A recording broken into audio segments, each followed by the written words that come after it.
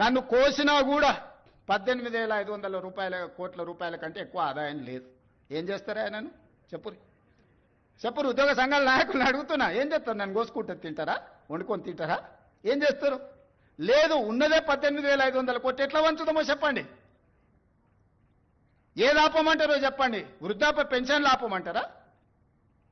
ఉచిత కరెంట్ ఆపమంటారా? షాదీ ముబారక్ ఆపమంటారా? ఏ ఆపమంటారో చెప్పండి. ఏది ఆపుతారో ప్రజలకు చెప్పండి. అయ్యా మీది ఆపేసి మేము బోనసులు తీసుకుంటాం, మేము జీతాలు పెంచుకుంటాం, మేము అన్ని మేము దినంగా మిగిలితేనే మీకు ఇస్తాం రైతు ప్రజలకు చెప్తా అంటే చెప్పండి. బహిరంగ సభ ఏర్పాటు చేద్దాం, 10 లక్షల మందిని తెస్తా. ఉద్యోగ సంఘాల నాయకులు మాట్లాడండి, మేము ఈ చిట్టి ఇచ్చిన ముఖ్యమంత్రికి దీని ప్రకారం పరిపాలన జరుగుతుంది అనేది ఇదొక మార్గం.